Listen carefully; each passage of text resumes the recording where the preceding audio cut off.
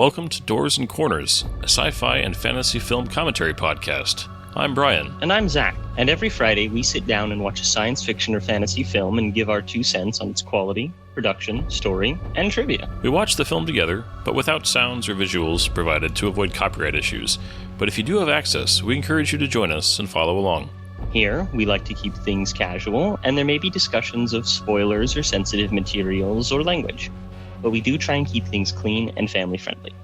Ultimately, the goal of this podcast is to create the experience of us all sitting down and watching this movie together. So get ready to hit that play button, because we're about to get started. Damn Doors and Corners, that's where they get you. Welcome back to Doors and Corners. I'm Brian. And I'm Zach. We have a classic for you tonight. This is the 1951 film, The Day the Earth Stood Still. Yeah, this thing is quite literally one of the all-time classics for science fiction, for filmmaking in general. One of the most referenced films in the entire science fiction genre. This is the grandfather of all science fiction films today. Without this one, it would have probably taken years for science fiction to really have been considered a serious genre. Yeah, I love this film, and it's not a controversial statement, but it's one thing I know you're about to run through probably the cast and crew, but I want to point out immediately, I love that this is Robert Wise.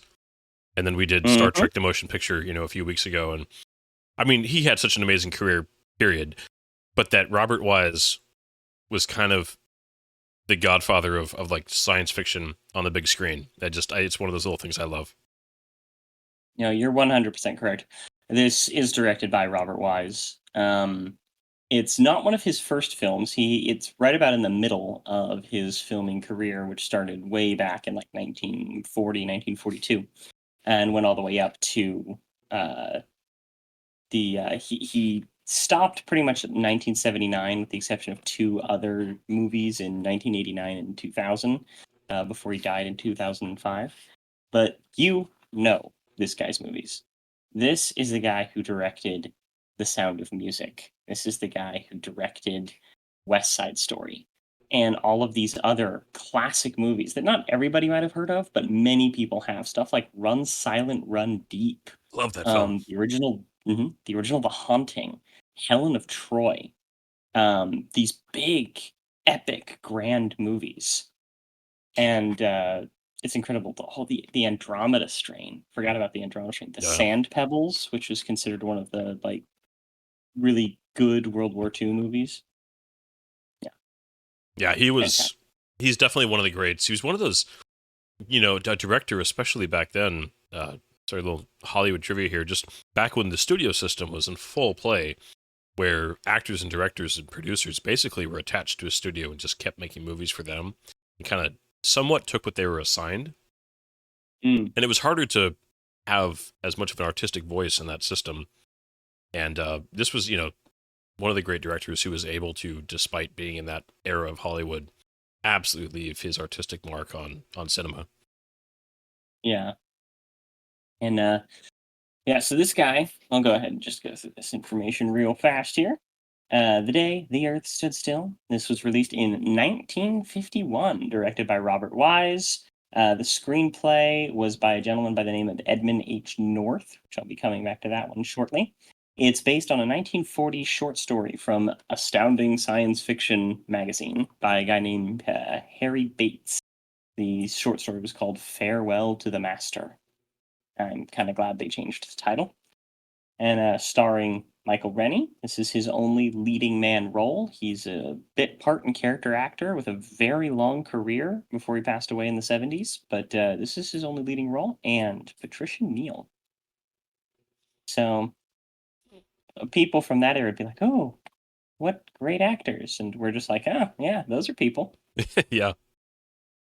Well, it's funny. Patricia O'Neill, as a kid, she was in one of my favorite World War II John Wayne films, In Harm's Way. So I always had that connection with her. But that's one of those films that, only weird people like me would think of with her. But yeah, there was I know there was talk about like Spencer Tracy or somebody big doing the main role. And I'm actually really Mhm. glad it was kind of a nobody, because it makes the alien-esque of his character, I think, work that much better. No, you're 100% right. And yes, Spencer Tracy, and then his name went right out of my head. He played the original Invisible Man. Oh, Um, Claude, what's his name? Claude Rains. Claude Rains. Yeah, Claude Rains. such an amazing Casablanca and Robin Hood, and I mean, so many movies that he was part of. hmm And so they really wanted Claude Rains, and yes, like I said, Spencer Tracy. But it eventually goed to. It eventually went to the other gentleman, Michael Rennie. And he, like I said, he didn't have like a huge, giant, auspicious leading man career. This was kind of his breakout role, but he mostly stuck to doing things like television and supporting actor roles and actually radio dramas, including the French radio drama that they released about 5 years after this film came out, um, to an adaptation of The Day the Earth Stood Still. Okay.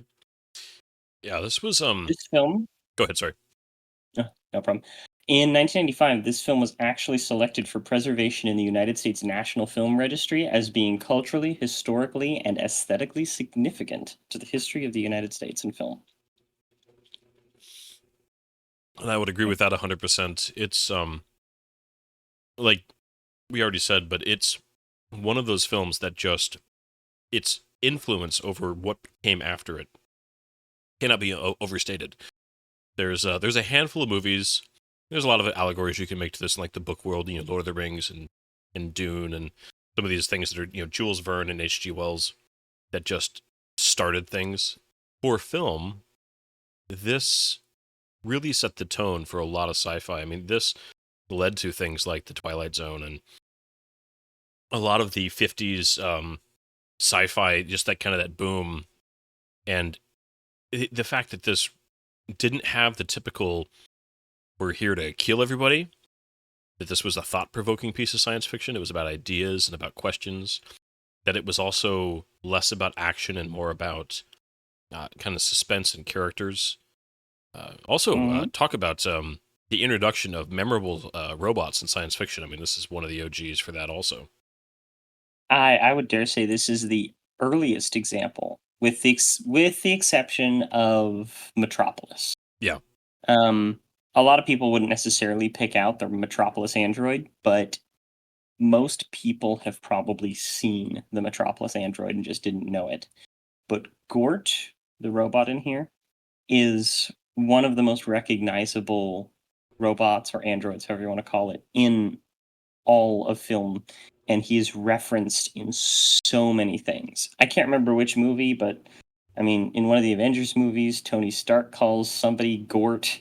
There's so many shows that I've seen that have referenced this film. Every major science fiction has referenced The Day the Earth Stood Still in some way or another, including Star Wars. They even worked in some references in some of their expanded universe material. But others, such as Star Trek and Stargate, were a lot more on the nose. Well, I also, specifically in this film, the music. The guy's name has escaped me. Do you have it in front of you there by any chance? The composer for this movie. Yeah, Bernard Herrmann. Yeah, really kind of set the standard. And he was kind of John Williams for sci-fi before we had John Williams. Just bringing in the is it the fair? What do you call it? The electronic instrument that's made Star Trek famous. Thurman. The Thurman. Is it Furman, right? With an F or a T? No. I think it's a T. Is it T? Okay. Anyways, that just kind of crazy two antennae with your fingers in between them, but just that very distinct sound, and that being very associated with sci-fi. A lot of kind of humming almost. Just if you watch 1950s sci-fi, they all copied the score for this film, and this composer did a lot of big movies. I'm pretty sure he scored Citizen Kane and Taxi Driver and stuff like that. I mean, an insane career. There's actually a lot of overlap with this film and Citizen Kane.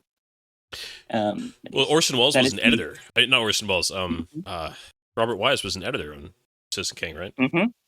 Yeah, exactly. And Orson Welles had some influence on this film. I don't remember exactly what, but I was just watching this little little thing, and apparently he read it over and was encouraging Robert Wise to make it. Yeah.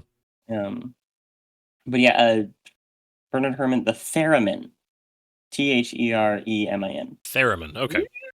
Yeah, Very fantastic. distinctly sounding instrument. But he is listed as he's constantly brought up as one of the main influences of a lot of the big 80s and 90s composers, including John Williams and the name went right out of my head. Original Batman, Oh, Danny Elfman. yeah, Danny Elfman. Danny Elfman. But this guy, Herman, composed the music for Psycho. Oh, wow. Okay? Yeah, that's right. I remember reading he did a lot of Hitchcock stuff. Taxi Driver, Vertigo, North by Northwest. Yeah. Dude had a career, man. Oh, yeah. I think, especially Knight Rider. with nerds, and I, happily count myself among them, we kind of start at, in film anyways, at Star Wars, maybe 2001 if you want to be artsy, but there was so much that happened before 2001 and Star Wars that was instrumental in getting film to the point where 2001 and Star Wars could even be made. And this was kind of the jumpstart of that push. I mean, so much of it's cheesy, so much of it's, very, B level stuff. But that's it all is important and great in its own way. And obviously, I mean, I love the Twilight Zone. I mean, that was on TV, obviously, instead of film, but was so good and so influential and paved the way because things were tried, things were experimented with, and story ideas and effects work, costume work, makeup work. I mean, all the stuff that got us to where, film and science fiction would eventually become a mainstream accepted thing and not just this niche thing for people like us. It's huge. I love it. I love the history. Yeah. You pretty much can't get away from the massive influence of this film when you're talking about it. So we're going to be referencing a lot of that stuff. It's a pretty short one. I just lost that. It's only 92 minutes long, so just over an hour and a half. Yep. Its budget was just under $1 million, which was pretty darn big at the time, and it made its money back 2 times over. Yeah. Made $2 million. And just in like the theatrical, because they didn't make a lot of money after that because of how film distribution worked, but royalties still come in for the movie. Yeah. Oh, yeah. Well, and it's also one of those great stories. If they didn't know they were making a classic when they set out to make this, it was just, a passionate group of people making something that they thought would be amazing. And that's the secret sauce. People always ask, how do you make the amazing? No, you get passionate people with a good idea trying their best. And every now and then, this is what you get. Is hopefully encouraging to creators. Right. Passion will trump budget just about any time. Yeah, so this thing made about $30 million by today's standards in terms of money, which, given far less theaters, far smaller film market, it was impressive. Well, and what was a ticket in 1951? Oof, 10 cents? Yeah, I'm about to say. Well, I've got plenty more to say, obviously, as we get started here.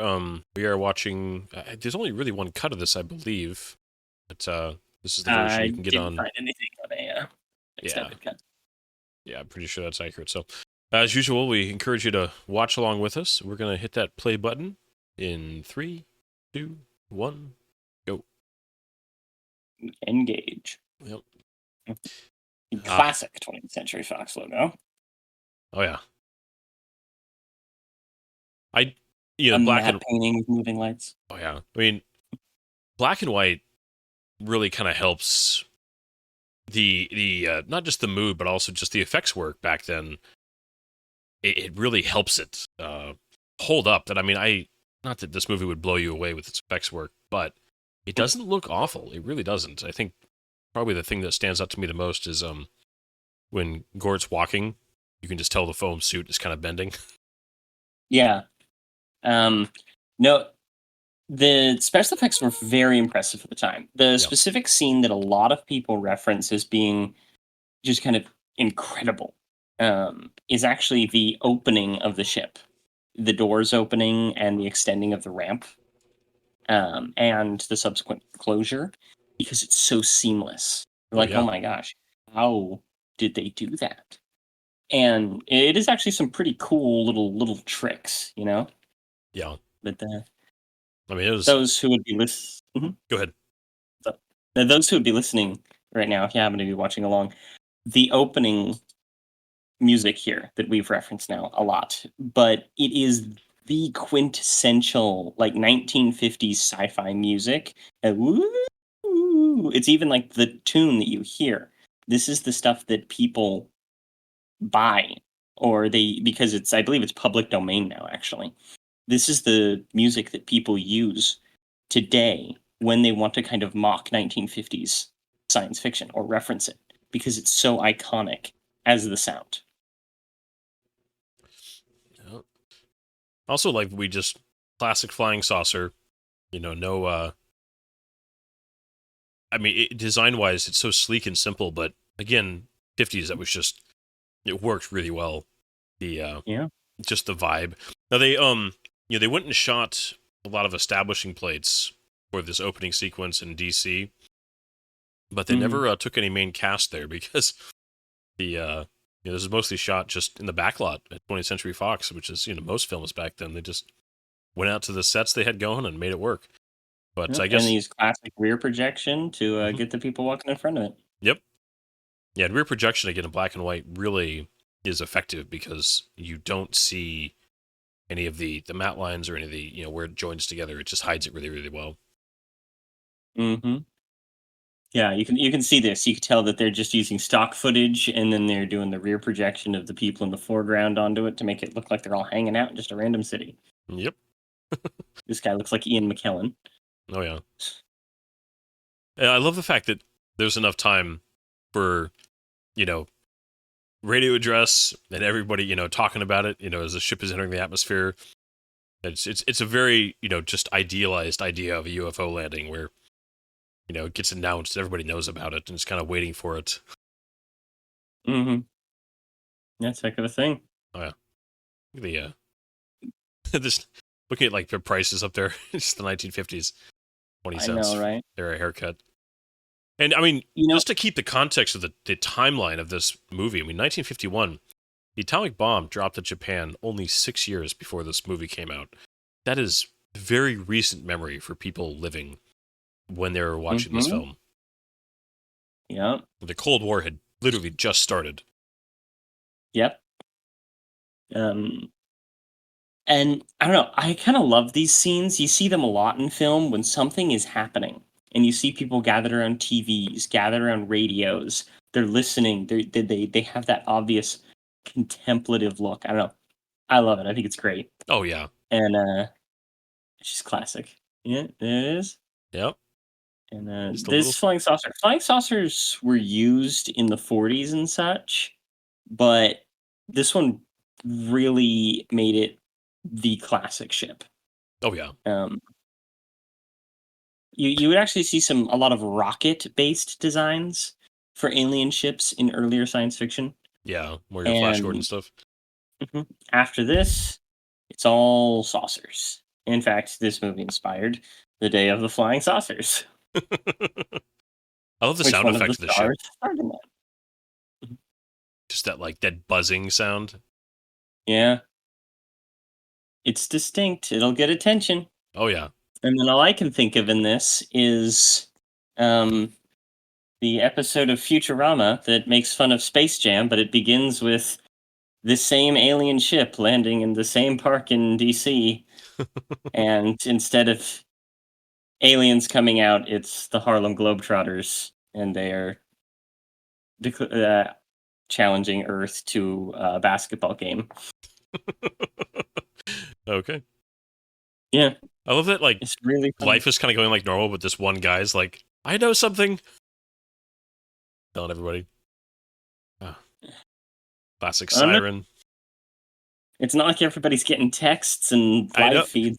Well, it's weird to think about, a world where information distribution was still, you had to be by a radio, or somebody had to, a newspaper boy would come running down the street yelling extra, extra. Like, that's not just a thing of a movies. Like, that's actually how people would hear about breaking news at the time.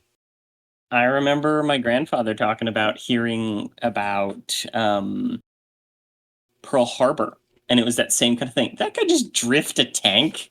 Yep. I love that. Yeah. Um, a lot of people didn't hear about major events till days after they had happened. Mass media communication changed the world that way, you know? Oh yeah. Well, and it really mattered back then if you lived in a major metropolitan area versus in the country as far as how fast you would know something. Yeah. If you didn't live near a major newspaper or radio station, yeah, forget it. It could be a week or two later. Right? And we are like right, the atomic age. I mean, this is, gosh, the 1950s. You're talking, television is really becoming more mainstream. Radio obviously has been around for a while, but cars are getting better. The computers are just getting started. This is the 1950s was that weird combination of incredible potential and kind of wonder about what might come next, and incredible terror about when things go wrong. It is now so much worse. Oh, yeah. Well, you'll always find really large leaps in technology following major wars, none more so than World War II. The single largest jump in human technology happened because of the first two world wars. And it turned the 1950s into this kind of, like you said, an age of wonder. And it is cited as one of the most transformative decades for the planet in terms of technology. We had. Go ahead. No, keep going. I was going to say, I just love the classic 1950s newsman there with the fedora. So yeah, we got this opening you were referencing earlier, and the ship opens here. The ramp sliding out. Man, the seams they got were seamless. Yeah. Well, like the ramp sliding out, you can just kind of see it's. You know exactly how they filmed that. It's the opening of the actual door that makes things right here. Yeah. Just perfectly seamless. And I'd love to have seen this, like what this prop would look like in real life, just to walk up to it and look at it. I mean, I'm sure it wouldn't look as good, but man, it photographs well. Wood and fiberglass and plaster. Oh yeah. It's a really interesting mixture here too of the reactions, because you have like a lot of just kind of calm, kind of curious people, and then the people freaking out. Interesting mixture. The space pajamas. Yeah. And yeah. Those M14s? What's that? Nothing. It looked like they had all the M14s, which I think for this, yeah. They still actually, I think that would be just the carbines, the predecessor still. Yeah. Mm-hmm. I love the guys in the tank. Like, you're in a tank, but we're gonna pull out handguns because why not? Just why not? My 45 ACP is gonna beat this tank. Yeah. Well, maybe they wouldn't want to use tank-heavy ordnance close to cities. You're probably right. The tension building, though, the pacing of this scene, there's no dialogue. Like, this is just a masterfully constructed scene of just tension building here. And they also do some interesting stuff with, like, hiding that pocket. It's not in the other scenes. Seriously, looks like he's just got my grandma's vase with a hole cut in it. Trigger discipline, man. Yeah. You can tell that guy was a drafty. Up until this point, the majority of people doing this whole thing, doing science fiction, would portray aliens as invaders. So it'd be in the cultural mindset to shoot first and ask questions later, or to be really scared of it. Oh yeah. Yeah, here we got a little sped up. Yeah, they went like 1.5 times there on the camera speed. The music here is so good, just that. Yeah. But okay, this scene right here. Yeah, go for it. All right. The way that it just splits together like that, seamless. And it's incredible for the time. It was reversed. Okay. I mean, it makes sense. Mm-hmm. Ah. Then This is Here so he is. simple, but so effective. I mean, the fact that he's such a simple robot in design almost works. I mean, granted, it's a limitation of the time, but it's also very effective. Because you just don't know what he can do. There's nothing obvious. And then Obviously, he likes to get rid of guns. Yeah. What I mean is just, you don't look at him and you don't see guns attached to him, and then you're just the eye, just the visor. It's so simple but effective. He was played by a guy that they discovered working as a doorman at Grumman's Chinese Theater. 7 feet tall. His name was Locke Martin. And he went on to actually be in several things as giants and aliens and other such things. But he had so much trouble in that suit that he could only be in it for like 30 minutes at a time before he had to get out. And he couldn't walk down the ramp correctly. So they only have small scenes of him doing it because otherwise he would fall forward. Yeah. No.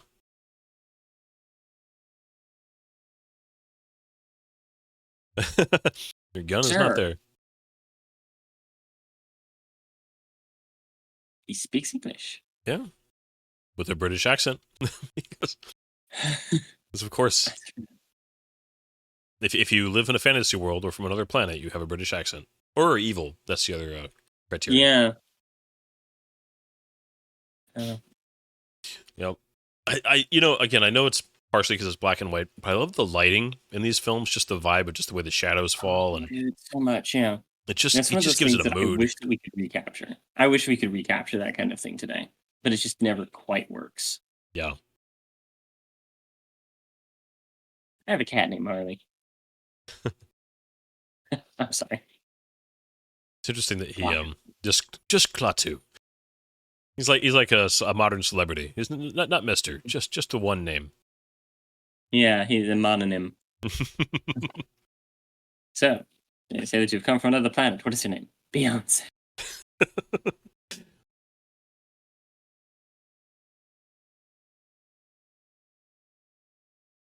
Cat's got big ears. Really does. And I love 250 million miles? Yeah. That's not that far. Yeah. I mean, 250 million miles from Earth is like Mars. Yeah, I think the idea of the original story was that it's life on other planets in our solar system. Oh. I don't know that for sure. I don't want to say that definitively, but I'm pretty sure that was the idea. Because that was fairly common, especially in sci-fi of the 40s, and you had life on Mars and on Titan and other planets in our solar system. Right. It is interesting that he doesn't want to give his message until he gets. It's a theme immediately here. He doesn't want to give his message until he can speak to everybody at once. Yeah, he needs his platform. Yeah. Let's see here. I love how, without saying it out loud, it just immediately kind of calls out. It's kind of crazy how hard it would be that Earth is such a fractured society. I mean, you could talk about that for a long time. But it's the idea of speaking to the entire planet, of sharing a message with the entire planet, is almost impossible. And it really has to do with just how we function as a species, the way that we, our cultures and countries and geography divide us. Yeah. Even in the modern internet age, that still is very much a thing.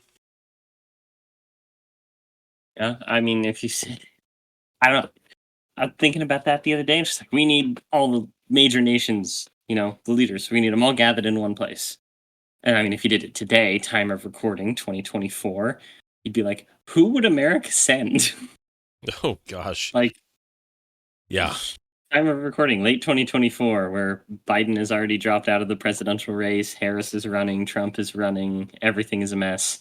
Yeah. And would you trust putting Flo Joe up there? Yeah. And then you're gonna put him next to Justin Trudeau and Vladimir Putin and God, King Charles. This is the best that we have to represent our planet. And you're looking at that group of people going like, really? Oh boy. And it, man, even on both sides, it's just like, really, this is the best we've got, huh? This is our best and brightest.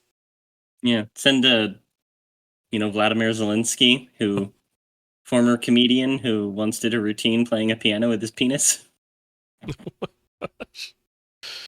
President of Ukraine. Yeah. Oh, I'm aware. Yeah. It just makes me chuckle. Yeah. Um, President of Venezuela with his mutton chops. I do love just the This simple, like, whole I'm not conversation is concerned fantastic. that Klaatu is just, he's not concerned with the internal affairs of our planet. He's like, yeah, I don't care. I'm here with a message. Make it happen. He just doesn't want to hear about it. Yeah, the whole conversation there was pretty interesting, but it's like it's not what you would see in today's type of films, you know. Oh, no. In fact, in the one of the things we haven't gone over yet is the fact that this has a remake from 2008, and they actually take that scene, and instead of having it be just two guys talking, it's they've like a lie hooked him detector, up right? to a lie detector, which was actually the teaser for the movie. Got me excited. That was a good teaser. That was a good scene, despite the short failings of that movie. Great Yes. scene. I do love the fact that there is no qualm whatsoever with a robot right there that destroyed tanks. They're like, we're going to try to cut into the ship and not worry that this robot's going to... I mean, it does tell you that if Gort is not responding, then he doesn't view them as a threat whatsoever. But it also shows you that these guys were like, yeah, it's all right. Let's just walk right up to it. There's no fear involved here, which is interesting. Yep. Well, what we didn't see was the scene of all the guys going up to the robot going, can we test the ship? Can we try doing this? As they're like slowly testing their limits of like how far can we go before they're just sitting there trying to weld the ship and being like, he's fine, man. He's fine. Yeah. I guess I would have enjoyed like one little tease of a scene like that where like a soldier's just like very timidly going up to Gort going like, are you going to attack me? And like walking past him, like constantly looking back like, is he going to move? Is he going to move? Who wants to volunteer? I love this. In 1950s, you get doctors in a hospital smoking. Because why not? And but they just went over the fact that he has a completely human structure. His bone structure and skeletal structure and everything is just like a normal human. I appreciate that they point that out, that it's not just left for the audience to say, well, of course he looks like a human because what are you going to do? Like, but no, he apparently is. Yeah. And has a nice little device, and I don't know. I feel like if I went back in time to the 50s, everything would just smell like nicotine. Oh, yeah. The food would be bland, and everything would, have the smell of smoke, and you'd really miss, as much as the 50s is idolized, and in some small ways, I get it. There's a lot that would be just like, ooh, really? Yeah. Smell like my grandmother's house. It's interesting here that they do play this where the secretary did try. Mm-hmm. And that these are the responses. I mean, I appreciate that they did this. Yeah. But what absolute douchebags. Yeah. Meet with the alien. You're going to doom us all. Well, and the idea that, like, you wouldn't travel to meet an alien life because it would involve having to go to the U.S. Thousands of miles, millions of miles. I don't know. I can imagine that with some people. Do you think Putin would show up right now today? If we had a UFO, like, legit land? I don't know. I mean, just like in the 50s and now, I can't imagine Stalin being like, oh yeah, I'll come. When did Stalin die? Stalin's still in power at this point, right? 1951? Yeah, I think Stalin would still be around. I don't remember the exact timeline of when he died. Yeah, Stalin died. I used to know this because he died in the 50s. I know that much. Yeah, it wasn't 51. He died in 1953. Okay. So yes, this would have still been Joseph Stalin. Yeah. I could see Stalin being like, nope, I don't care. You're coming here or nothing's going to happen. Yeah. Yeah, that's oof. That guy. The strange, unreasoning attitudes. There's some I Great can't think of little a lines in better. here. Yeah, can you think of a better forward description of human culture? Not really, no. I mean, it kind of sums us up perfectly. Yep. And he's got just a cool face, just the cheekbones. Very you're gonna kill me for this. I can't remember his name. Who played Tarkin? Arkin? Oh yeah. Well, now Peter that Cushing. you said that you can't remember it, I can. Yeah, Cushing. Yeah, a very similar facial structure. Just amazing. Yeah, I can see that. He does have a Cushingness about it. He looks a little cushy. I love that they kind of give you the tension before he even Mm. opens the door. Like somehow the guard kind of was tipped off that he was gone before he opened the door. You could just sense it. You could sense it. Go get him! We're all just heading out to the cars. Oh, man, but again, the Isn't it music bad? kicks in. So good. Mm-hmm. And Wanted. there's already the special edition newspaper out. Hey man, you gotta move fast, right? Yeah. This is, I mean, it's in the time, it's just how they did it with a short, movies just weren't as long back then. It's a very Yeah, efficient movie. It moves along. If you don't have time to explain it all, montage. Yep. Refused to comment on how he managed to escape. We were all very tired. Oh, gosh. There's also just, because obviously they didn't have, they couldn't do like crazy sequences and action sequences and special effects. But there is something so powerful about letting a human imagination just kind of fill in the blanks. Oh yeah. Oh yeah. I remember that being pointed out to me when it came to humor, where there were certain things I'm just like, I don't know why this isn't funny. And I think it might have been my dad or perhaps our mutual friend Dan, who was just like, well, it's because they're implying it. They're not showing it. And that's good for both comedy and horror. Oh, yeah. As it's not what you do see, it's what you don't see. Well, and getting somebody, I mean, it's honestly just like making a really good point with a story. You want to take somebody right to the edge of getting there themselves. And if you can do that and then stop at just the right moment, it'll be so much more impactful than just stating it to them. Yeah. And could you imagine the amount of just disinformation going around during this time? Well, Like- yeah.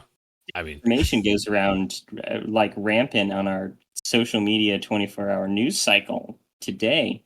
Imagine if, it's 1950s where everything moves at the speed of moss. yeah. Well, and what's crazy is, people act like biased journalism, is a new thing. And like, no, it's been around kind of forever. And you would have, fear mongering and people jump into assumptions and just kind of saying, I mean, there were just fewer people doing it, but the basic problems had always been there. Yep. So we just saw him on the street, going to a room to rent. Yeah. I love the idea that everybody's like worried about him, but it's like, no, it's just somebody walking in. Although, yeah, they would all be kind of paranoid a little bit. This kid, I forget his name. The actor, this young actor, he does a great job of just kind of that very 50s boy. It's very stereotype, but it's well done. Yeah, he is kind of the quintessential 50s boy, isn't he? Who was Ron Howard's character in Andy Griffith? Opie? Opie, yeah, very Opie-esque, but you know what? It's very of its time, and I love it. This is a guy by the name of Billy Gray. Well, and also Best just like known for his role as Bud on the series Father Knows Best, 1954 through 1960. Nice. Just the gumption. He just runs right up, and it's just like no social boundaries. Just like, oh, what do you think? This is what I think. Just. I know some guys like that, man. Oh yeah, one of my 3 kids is very much like that. Just says what they think without any filter. Oh, is that the youngest? Mm-hmm. Oh yeah, yeah. Ashlyn very much so.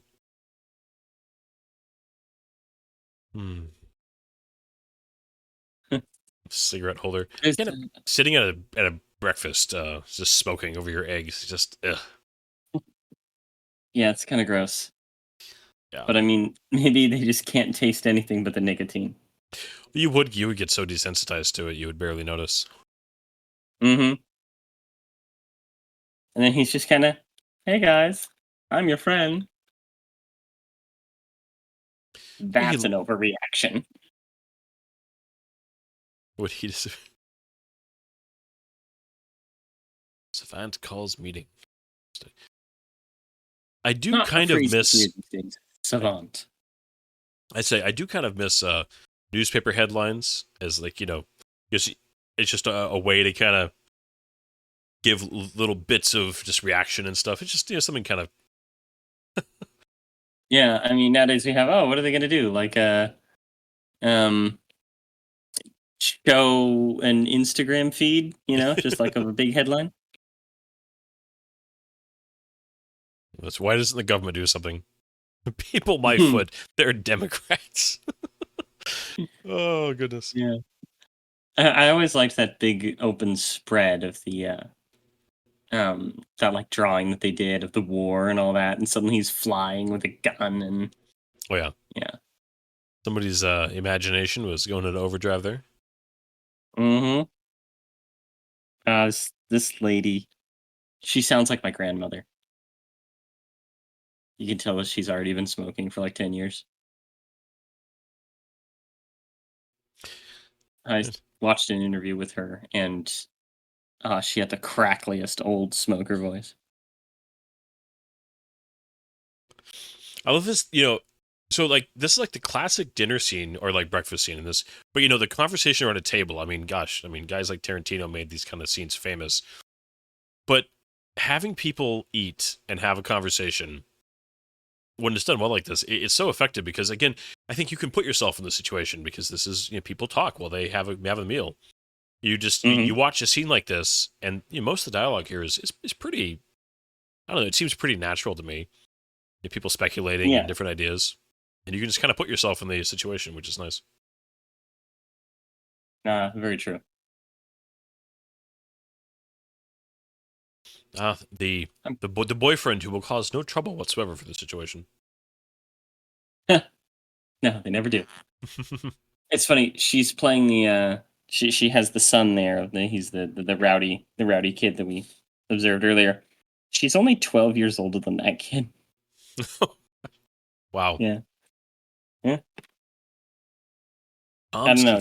To me, I don't know if that kid just is looks really young and is older, but she comes across as like 30 to me, minimum. Yeah.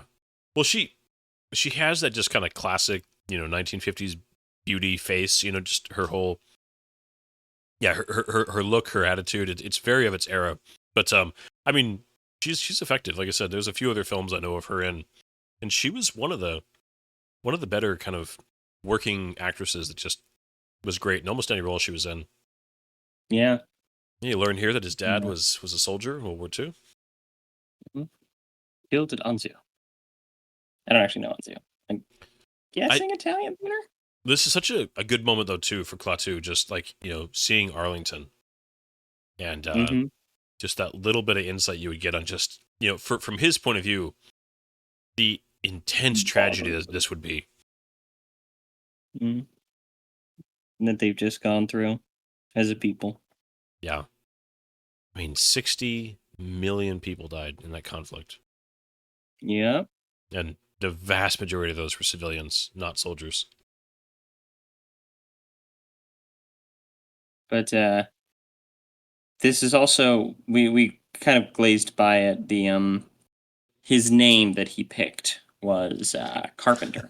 Yeah, do we want to talk about the MPAA concerns about this film and some of the symbolism that could be here?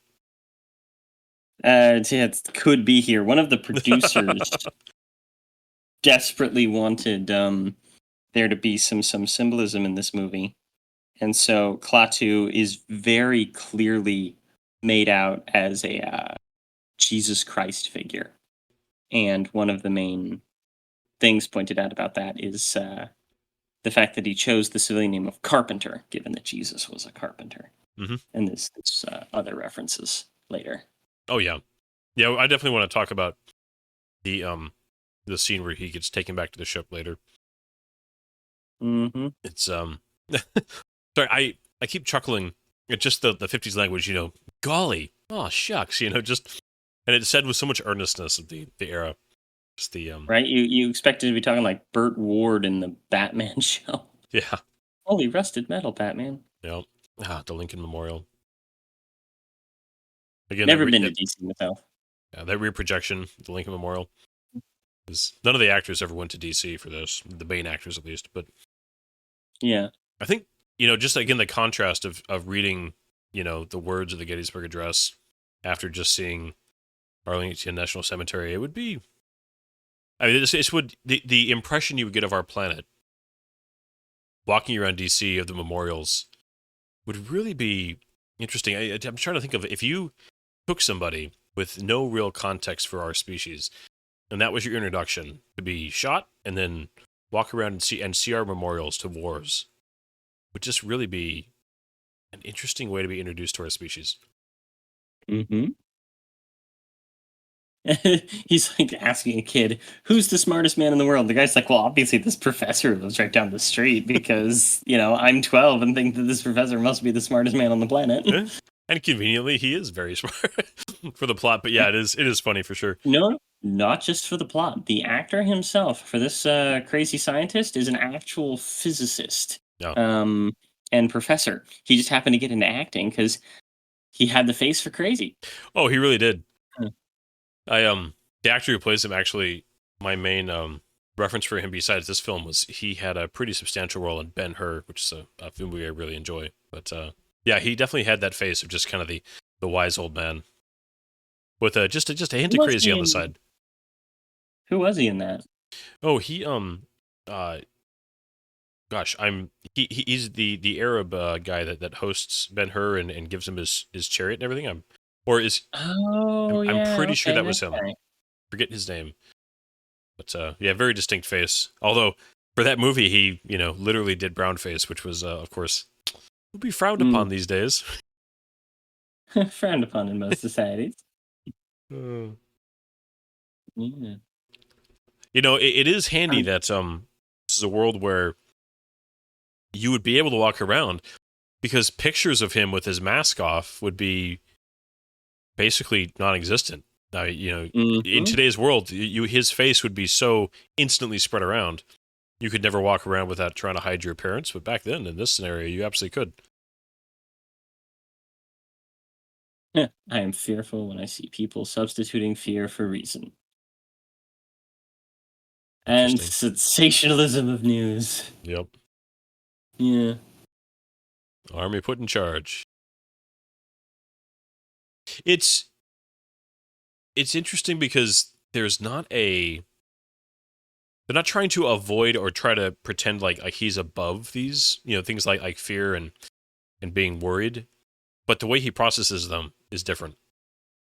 It's not about the absence of them. It's just working with them differently than we're so used to as a species. Professor Barnhart.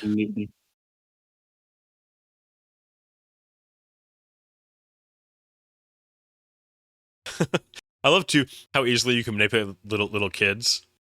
So you can just kind of like goad them a little bit, and they'll be like, "Yeah, let's do it." And it's not entirely unreasonable either.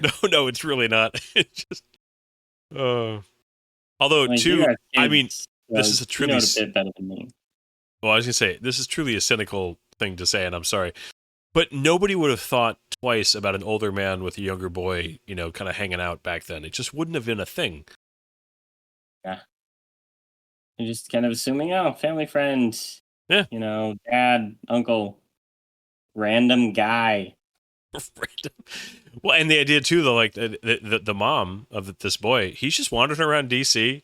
Can you imagine letting your 12-year-old kid just like traipse around DC on foot right now, like in 2024? Oh my God, right? Yeah, I mean, DC is bad right now, folks. Now we got, I mean, it's a cliche, but man, it's a good one. How do you prove your intelligence? Solve a math problem that takes up an entire chalkboard. I mean, that's all you need to do.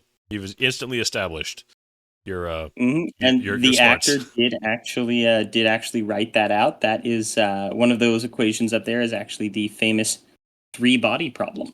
It is currently in everybody's minds due to the TV show based after the book called The Three Body Problem, that is a brilliant science fiction novel that I just can't get into. It's not interesting to me. And I don't want a whole chapter told from the point of view of the fourth dimension. I don't like surrealism. Here's another thing I always remembered, because they've done this in a couple of movies since, is where you have the person who comes in and they fix the bad equation. They find the missing piece. It's a very effective little tactic. Well, it says so much in a very short. It's a very efficient way to establish something, Mm-hmm. and it's something that somebody who has no idea what is actually being said on the blackboard instantly understands the purpose of what's being communicated. It's just, again, it's one of those universal truths that's understood by everybody. Yeah. Because I have no idea. That to me, that's just gibberish, and I wouldn't consider myself a dumb person, but yeah, I'd be like, nope, got nothing. But We you still all have understand the our idea, little obviously, just thing. fine. Yeah. Like I know a little bit of math. I know a little bit of physics. I like math. I like physics. I wish I knew more, in fact, because I really like particle physics, but I don't have the ability. Yeah, So I recognize like a couple of the little symbols and things, but man, to be that smart and be able to understand that kind of stuff is just nuts to me. yeah. The I'm trying to remember here, because it has been a few years, so like I don't remember every scene like immediately. There's a little bit here in the middle that I'm kind of trying to remember. It's probably been 5 or 6 years since I've seen this, Mm-hmm. but is somebody working? Trying to remember here.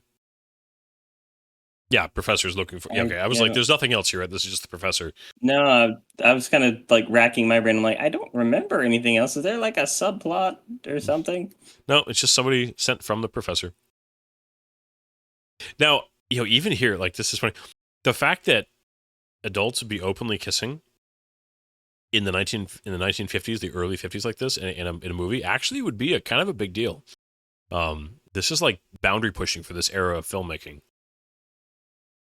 Is it really? It is. I mean, if you watch most films of this era, you would really make a point to not show them alone a whole lot. You'd have a lot of hats in the way, stuff like that. This was like right in the transition point where that became more normal in the early to mid 50s. So, but with sci-fi, I guess I just never really paid attention to that kind of thing. yeah. When you watch a lot of old movies, and I grew up with just black and white, 40s, a lot of 40s movies I grew up on. And it is funny to watch how adult relationships are portrayed. It's just so different. Yeah, I bet. Yeah. John Wayne was actually Yeah. really famous for always tilting his head so his hat would hide, and he actually wouldn't be kissing his co-star. He would just act like it and use his big hat to hide the whole thing. It was really one of his signature things. Yep. And these days, well, less said about that, the better. Yeah. Yeah, it's interesting because, again, like she's, kind of suspicious of Mr. Carpenter. And at the same time, her son was running around with him all day. Yeah, just a little stitches. And the big coats and everything like that. I know Oh, yeah. that it probably has a lot to do with climate. It's just, it sounds. I look at all these 1950s stuff in the wardrobes. It seems so warm. How are these people just not sweating like hell all the time? Oh, yeah. When it's all thick cotton and wool, I mean, everything. So many of these things. I mean, this is pre-polyester as being a major thing. And yeah. Mm-hmm. Most of the military uniforms, you were hot in your with your coat on and everything. Yeah. I hate the heat so much. every time I look at it. I also don't like ties. I feel like I'm being choked. This guy. He's With the hair. got the hair, the eyes, the big ears, everything. Yeah. This would be a way though to get the professor's attention. Like, you want to talk to me? Break into the house and and change his work. I wonder how accurate this dialogue is addressing what's on the board. Given that the guy himself was actually like involved, I would hope that maybe he'd be like coachy and be Yeah. like, "It's this, it's this."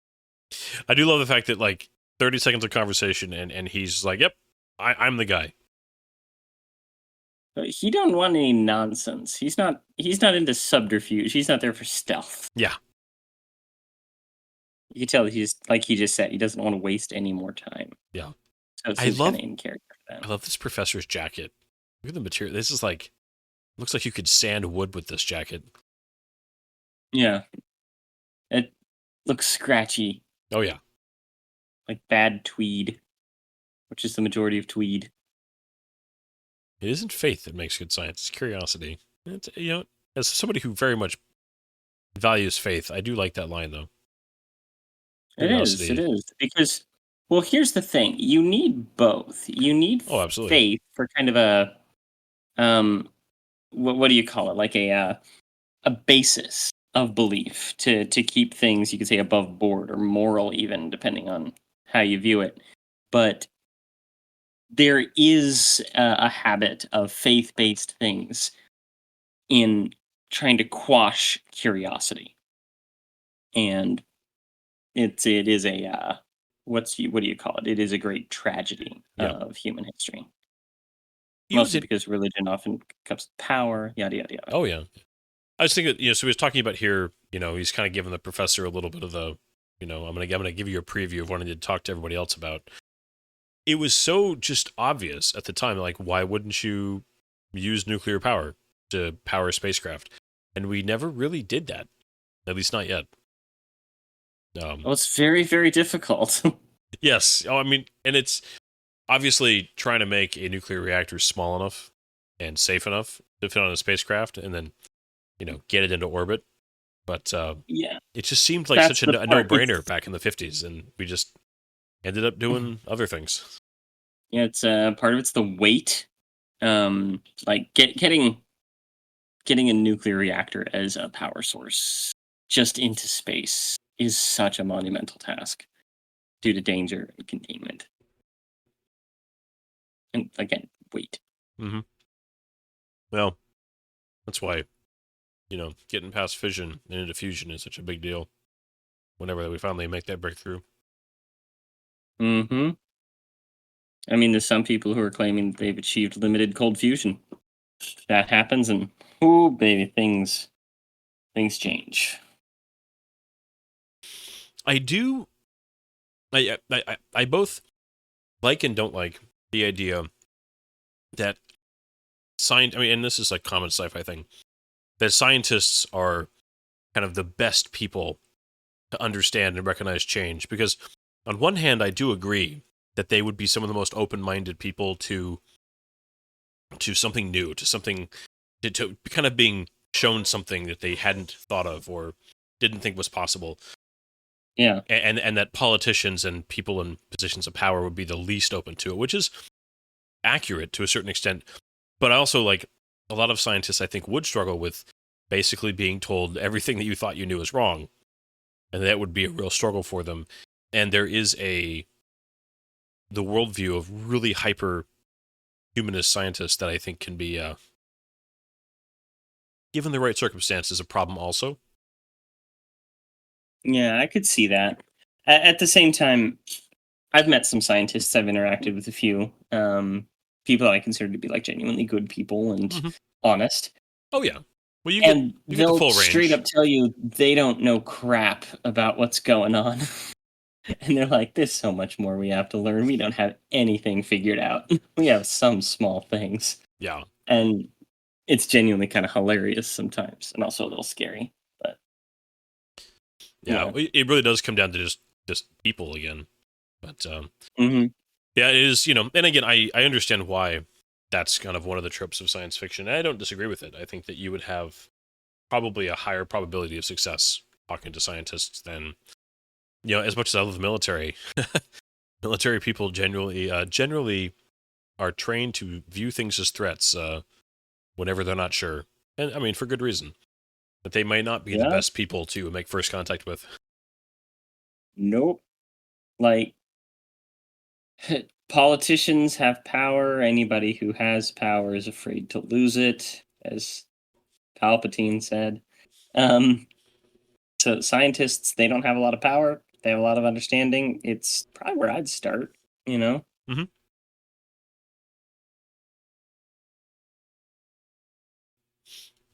Mm. There was a deleted subplot of making kind of a romantic connection between these two, and I'm glad that they deleted it. I really don't think it would have worked. I get, humanizing him a little bit more, making him Well, attached to the planet a little bit more. yeah. Well, It and just feel too rushed. you can have a connection made between two people without it being romantic. And that is something that is lost sometimes on lesser writers, I think. Or maybe Yeah, in this case, agreed. lesser editors not realizing that you can create a bond between these people without making them want to take it further. And Yeah. just for him, kind of, he's getting the range of people here. He's getting the suspicious, dude, and very opinionated, and kind of the mom who's on the fence, and seeing the innocence of the boy. I mean, he gets interesting cross section with just the characters in this boarding house. Yeah. It's I I don't know. There's so many things that I'm thinking about. Like, oh, how would they do this today? But at the same time, I mean, they did do it 15 years ago, so I Yeah. guess we have a little bit of a glimpse of that. But I don't know if Yeah. somebody wanted to faithfully recreate this taking place in the modern day, I don't how think you could would do it. you do it? You know? Like, Yeah. I think you would have to change it because so much of how this plot goes is driven by the culture that it's set in. And That's very true. Very true. yeah, it's interesting. So I don't know the actor's name, but who plays her boyfriend Tom? I forget his last name. He is played by an Mhm. actor who he appeared in quite a few. He's one of those kind of just character actors that popped up here and there, and Mhm. he almost always was just kind of the guy that you were just like, this guy, what a jerk. Just Yeah. that was like a character he played multiple times. I always wondered Like for an McIntyre. actor to be like, I keep getting keep getting cast as like the guy that people like to hate. Huh? What Yeah. is that? What His does that name's say? Hugh Marlowe. His name's Hugh Marlowe. Mhm. And actually, it's funny. I just saw an interview with somebody where they were talking about that very same thing because he's always cast as villains or something similar. And oh man, you'd recognize him immediately. He's been in so many things. I mainly recognize him as the helmsman turned Borg in Star Trek: First Contact. Oh yeah, Uh, yeah. He's got amazing eyes. yeah, Gosh, what is his him, McNeil? It's McNeil, I think. yeah. No, he's been in some great stuff. Gosh, he's a great character actor. But But yeah, he was being pointed out that he's mostly hired for like villain roles, and they're like, "How do you feel about that? Does it make you feel like a psychopath and stuff like that?" It's just like, yeah, sometimes it does that to you. It's almost freeing in some ways, but then you need to look and go, why is that freeing? Should I be worried? I think it's Neil McDowell is his name. That sounds right. But yeah, because well, it was funny. I think of other than he played a villain in a season or two of Arrow, I think back in the day. But Legends of Tomorrow, was it and he Legends of appeared Tomorrow? on Arrow. Okay. Anyways, he had a great role in Band of Brothers as one of the officers of Easy Company. That and was really, it, Band of yeah, Brothers. he did a great job in that, and he played a, obviously not a villain. He was a good guy. But yeah. Star Trek First Contact. He was in that kind of forgettable rock film, Walking Tall, as like one of the main villains. Oh yeah, I remember that. With Kevin Durant, who I just watched in Kingdom of the Planet of the Apes as the main ape. Oh, I need to watch that. Yeah, we'll talk about that some other time. But yeah, I just watched it last night with Jen. Pretty good. Oh, and the kid's getting suspicious. Oh yeah. Well, Is it? I had to were- borrow do my you think flashlight. kids- Okay, do you think kids in this time period just really loved train sets that much, or is it just a staple that kids in movies in the 50s I needed to have think train sets? it was. I do think, to a certain extent, because it was one of the most advanced toys they would have. You know, an electric train set would be a big deal because, you know, the small motors, you know, being able to turn up and down the speed, you know, it would have been, you know, their equivalent to, you know, a video game console as far as just how high tech it seemed at the time. Hmm. And I mean, I say this as a kid who I had a train set up in my room when I was a kid and loved it. And I remember getting upgrades for it where I could control the speed better and be able to, you know, an upgraded locomotive that could pull more cars. I mean, I was one of those kids, so I don't think it's I don't think it's that exaggerated. Yeah, okay. I had a couple of train related things. Didn't quite have the money growing up for something like that, but some train related things. Yeah. The creepy dystopia that is Thomas the Tank Engine's universe, which for those of you who don't know, look up the lore to Thomas the Tank Engine's universe. It's terrifying. Oh yeah. Well, the that was Ringo, really right, just from the fun. Beatles. Wasn't that his thing? What was that? Wasn't it Ringo or one of the Beatles that kind of came up with that? I don't know, but it's interesting that you mention Ringo because Ringo Starr actually did a solo album parodying, or not parodying, but tributing this movie where he's dressed up in the silver suit, he's standing on the flying saucer with Gort behind him. Really? Yes. Huh. Yeah, fun little piece of trivia there for Yeah. you.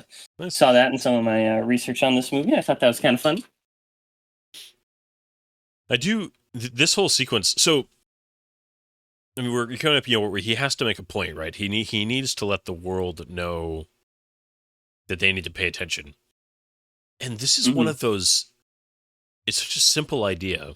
Obviously, to implement it would just mean, I mean, what you would need technologically to do this to the entire planet is really amazing. But it's also just so brilliant in its simplicity. Yep. And they this even is go ahead. the source of the title. Oh yeah.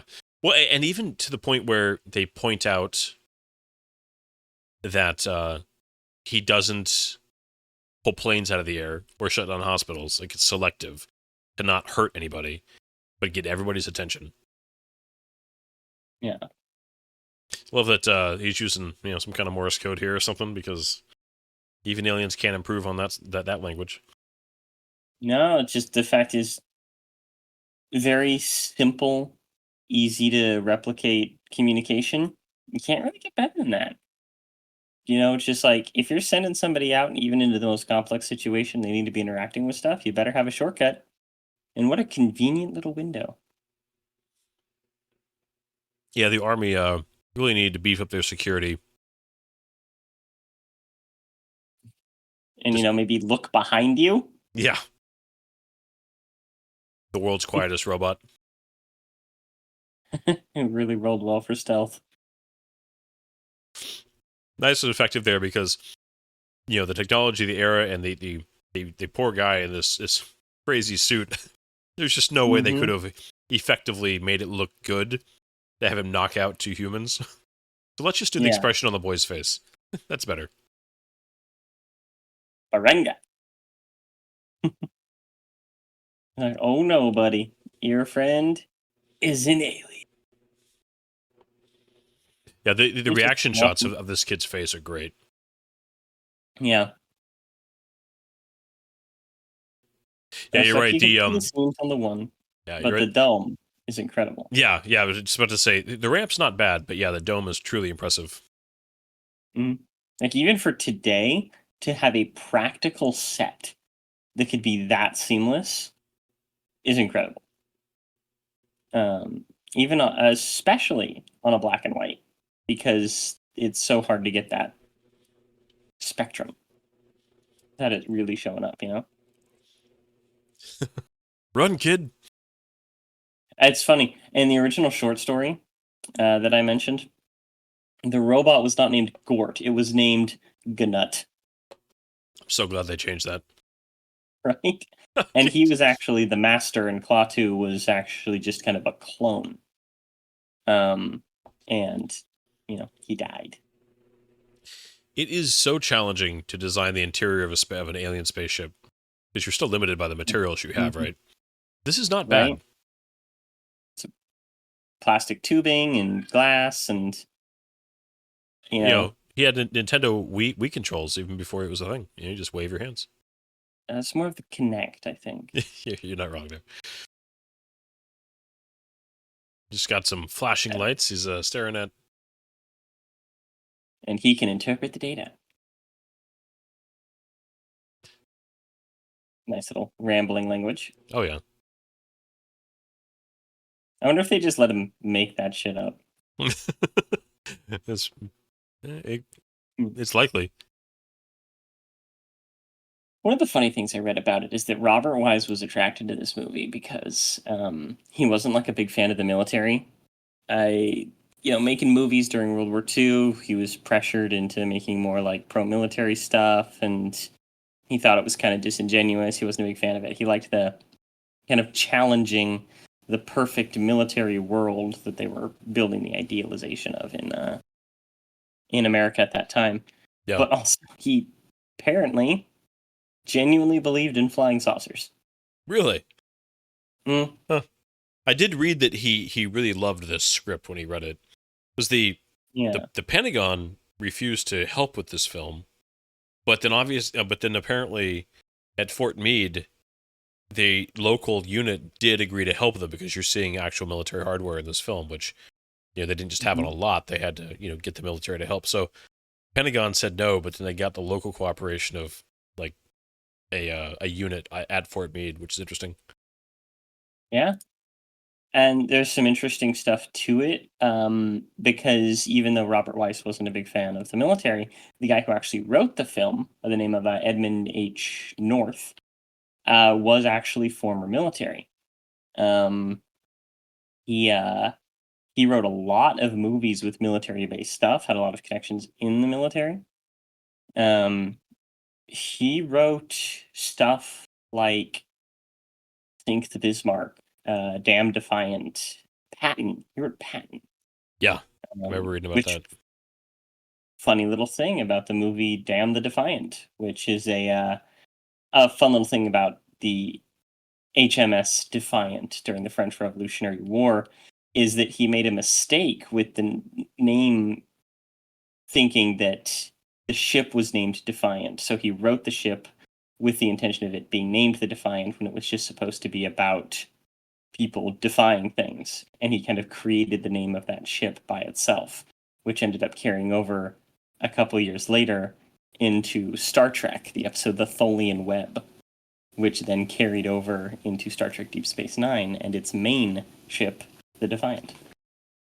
Wow, I love the Defiant. But I did not know that. That's really cool. Yeah.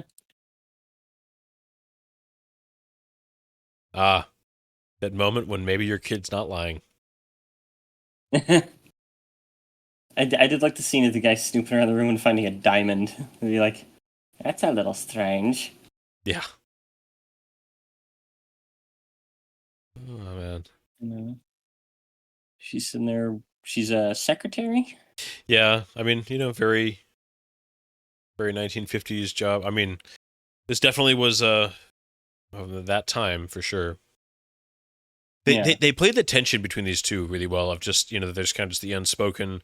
He doesn't really know what's strange, but there's something strange, and that he's just kind of odd and stiff in general.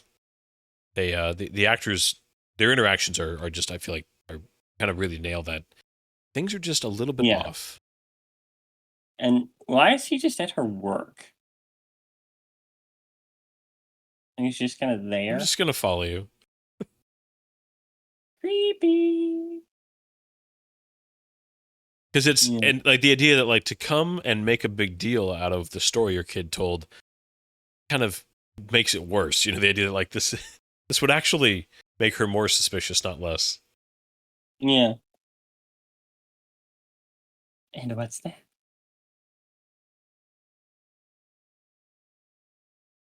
Yeah. Her, I don't know. Her voice, it freaks me out how much it reminds me of my grandmother, to be honest.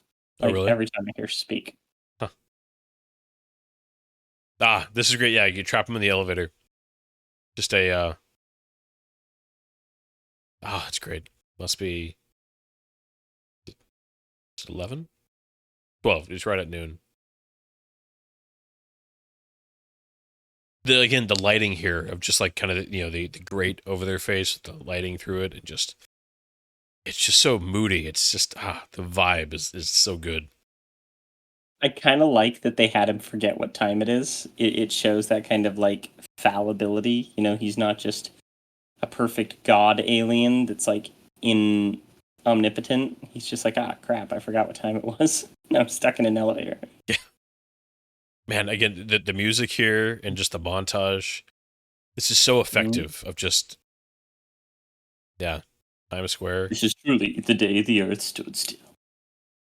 Well, and obviously it's referencing this day, but just, the arrival of aliens would also, kind of be that also, in a way it would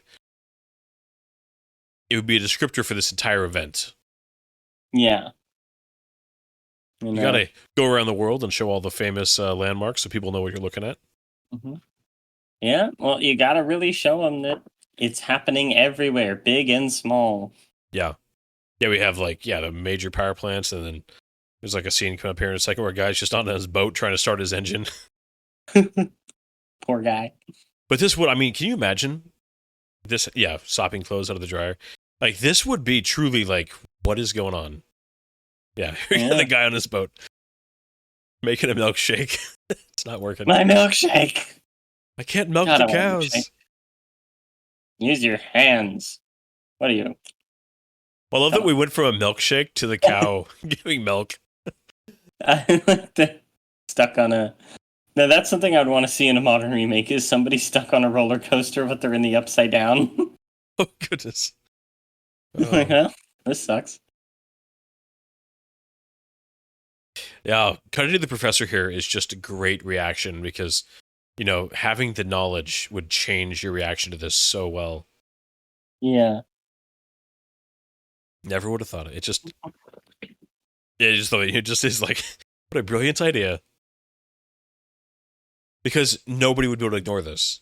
I mean, even in the 50s, electricity not working, and the idea that electricity not working in any situation, not in gas generators, not in hydraulic, basically like just electrical current itself, but being selective. Because if you actually negated all electrical in the entire world, you would literally kill everybody because you would stop hearts, essentially, right? Yeah. So making it so selective, and right here, even saying things like, it was so selective to keep people alive, to not hurt anybody. It's a brilliant story idea. Oh, absolutely. I love that he's prepared to declare a state. I'm pretty sure there would be an immediate declaration if this happened. Yeah. It wouldn't be like, I'm thinking about it. Let me see what happens. Just...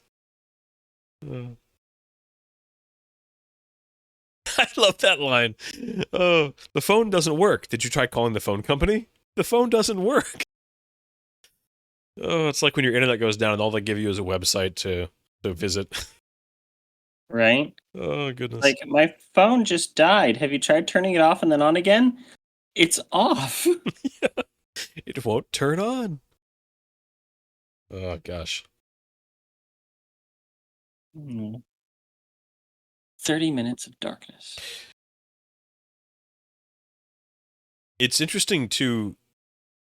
Is it just the motivation you think that he tells her everything because he figures she already probably has, suspicion because of her son? Or is it just that he figures in this scenario, what's happening right now kind of proves what he's saying to her and just trying to enlist her help? Or it's possible that he just wants to talk to somebody. Yeah. So, I mean, I guess you could make it just mechanical. There's no electricity. But her watch didn't stop. because that's just purely mechanical Maybe energy. he was really. Maybe he was just really selective about it. I mean, is a turnover boat engine electrical? Not actually, because it's a combustion. It's just spinning a shaft. So yeah, it doesn't hold up to intense scrutiny as far as like how selective, or it is so selective that it is that advanced. That'd be my thought. Yeah. Yeah. Can't take any chance. So many older plots revolve around not being able to get a hold of somebody. That is one thing that cell phones kind of ruined in storytelling. Although nowadays, if you can't get a hold of somebody, like that itself is part of the plot because it's such a big deal when you can't get a hold of somebody. Versus just, no, it was very normal. They'll have to leave a message and just hope they get a hold of you. Right? It's just like, I could see that genuinely being like a major plot point in a modern movie. It's just like, they're not responding. We can't find. Have you called them?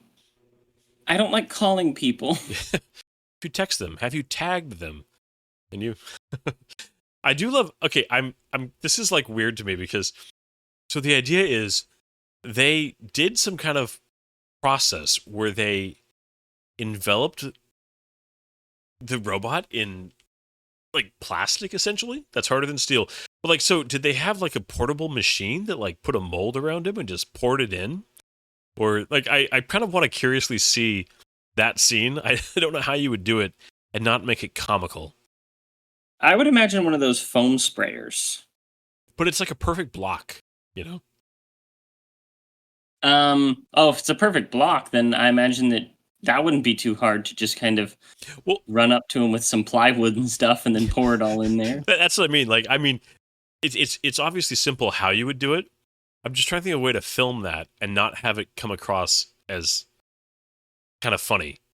Like, guys like rushing up, trying to build a quick, form around him. And then, get like a tractor in with like a big old bucket of of hot plastic to pour over the top. It's a little Looney Tunesy, isn't it? A little bit. But by kind of leaving it off screen, it works. And then the scene where he melts himself out of it is very effective. Yeah.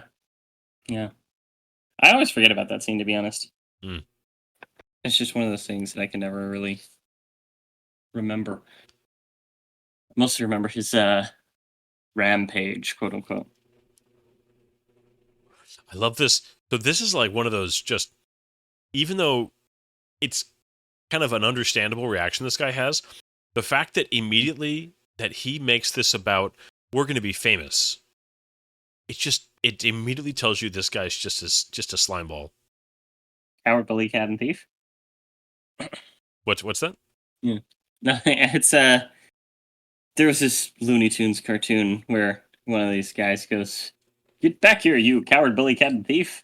And whenever I think of 1950s a-hole guys, right, I think of them as Coward, Bully, Cat, and Thief.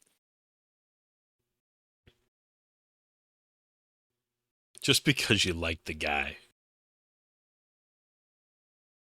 I'd be the biggest man in the country. You have a name in the paper. I think there is it's one of the most universally detestable human traits is intense selfishness. It's one of those things that it crosses cultures. And right there. Yeah, I don't care about the rest of the world. You'll feel different when you see my picture in the papers. It's just, oh my goodness. They managed to, in like 3 sentences there, make you go from like, okay, this guy is understandably suspicious, to I hate this guy. And if he dies, I don't care. Yeah. Right? It's like that. That's effective. Like, okay, he can go now.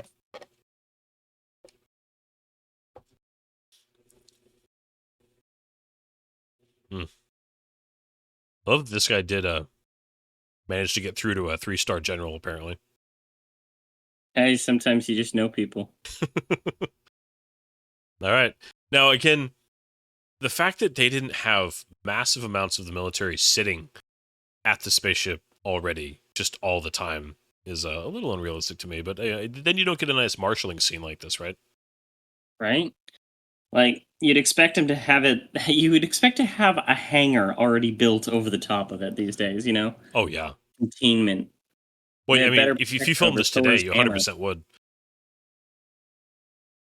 I'm trying to remember, in the 2008 version, did they do that? Did they construct something around it? Can't remember. Well, they couldn't really because the ship in that one was huge, That's right. just like absolutely massive. And I don't think they parked it on the front lawn of the White House. I think it was in like a forest or something. Okay. Yeah, I watched that movie once and I was good, and it's been quite a few years. So Yeah, same.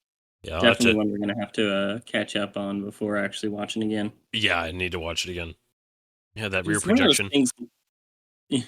a little more It- obvious in this shot. Yep. I actually got to just see how all those things were filmed just recently, and I was like, oh wow, that's crazy how they did that stuff. I always love when they show, these army jeeps like racing around, and in reality, these army jeeps at top speed of like 30 miles an hour. They weren't going that fast. Did they really? That's slow. Oh yeah, it was. I mean, maybe a little bit faster on like smooth pavement, but yeah, they were not speed demons by any matter of the imagination. Interesting. I didn't know that. Yeah.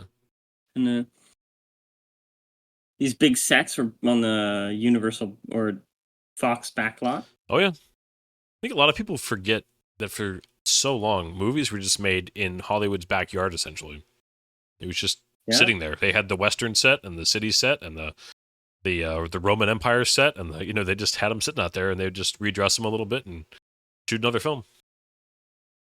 Yeah. The kids playing ball, telling the soldiers where they went.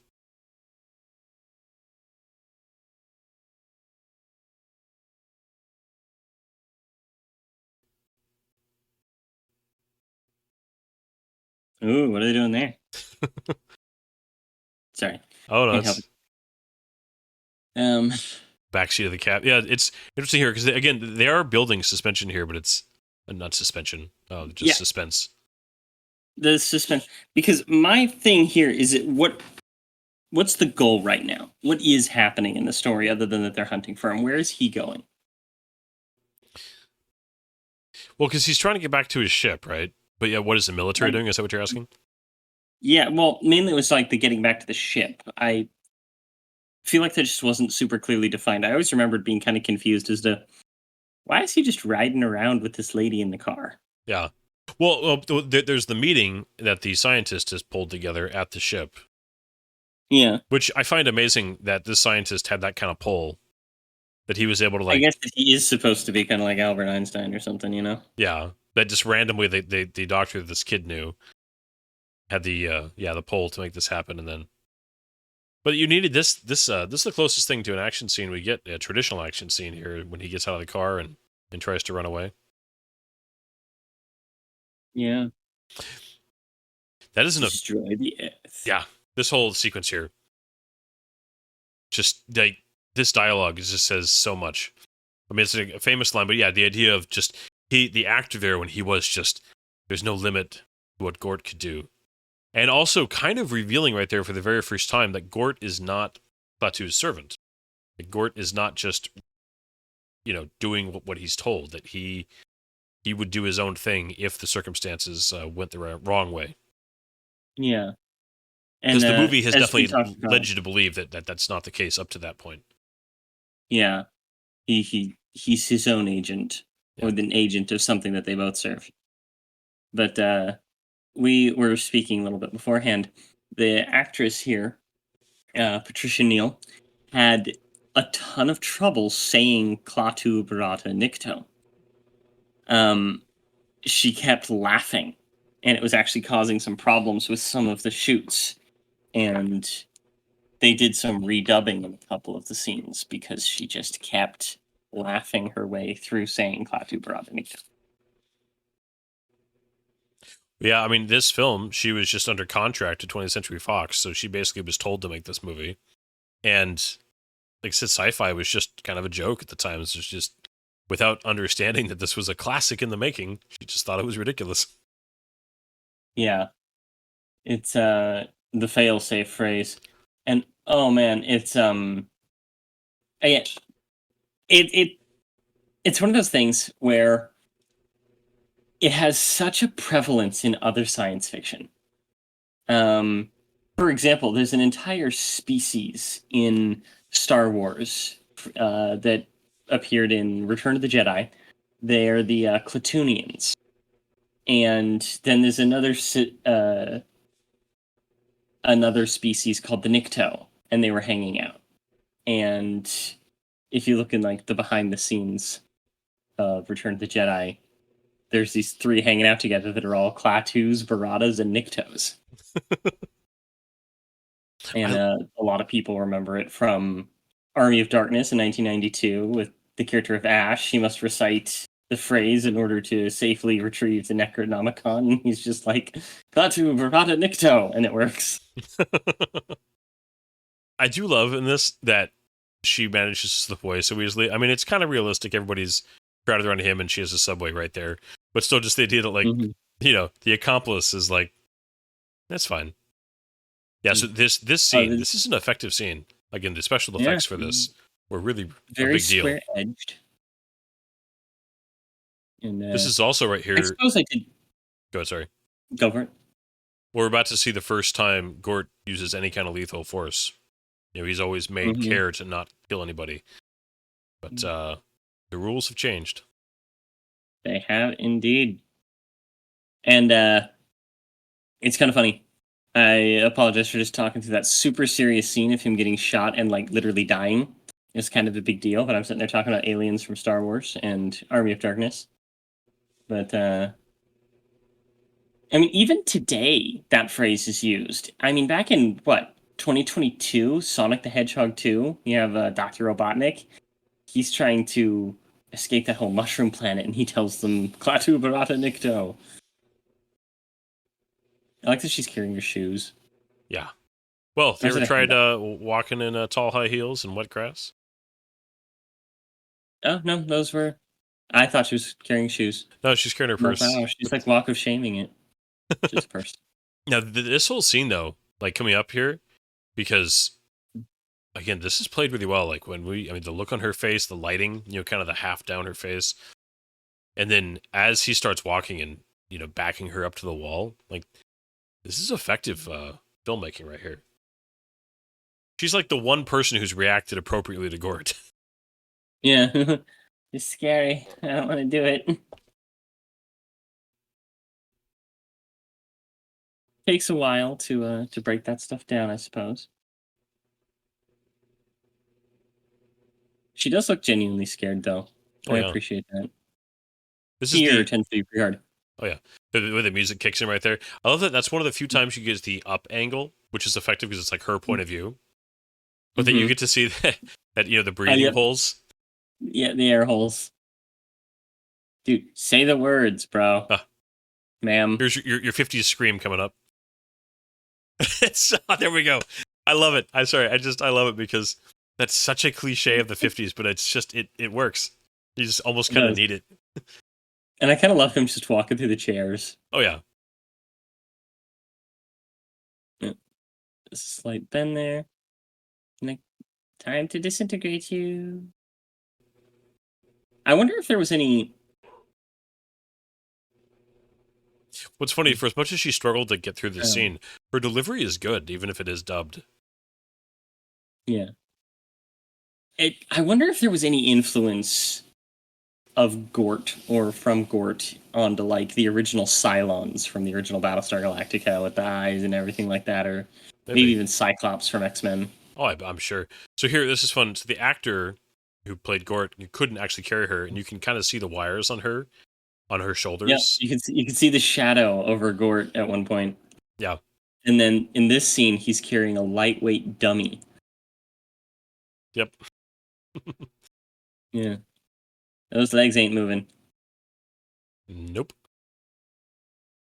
He couldn't just be like, here, come with me. It's more dramatic this way, right? Mm-hmm. The shadow. Yeah. I mean, it's funny because in some ways you kind of look at Gort these days and you're like, all right, this is kind of comical. It's so obvious when you know what you're looking at. But in the context of this film, it still is effective if you kind of keep it in the place of this setting, you know? Yeah. It's terrifying. Yeah. Pulsing lights too, again, in black and white. They're an effective just mood setter. You have Yeah. I mean, because it is inherently alien. You're just like looking at like, all right.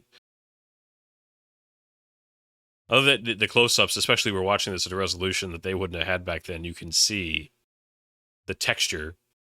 Oh, you can see the front of his leg The seam. sewn up there. Yep. Yeah, the seam. Yeah, because they had 3 different costumes. One was seamed on the right, one was seamed on the left, and the other was seamed in the front. And you could just see that little stitch up right there.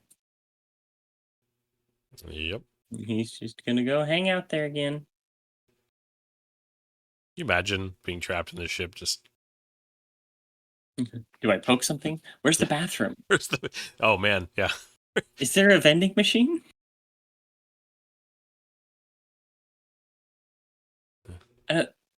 You see this a lot in these older movies, is that it seems like all of the furniture was built a little bit bigger back then.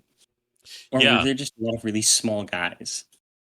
Well, the average height has actually gone up since the 50s. The average height of I think it's gone up by like almost 2 inches.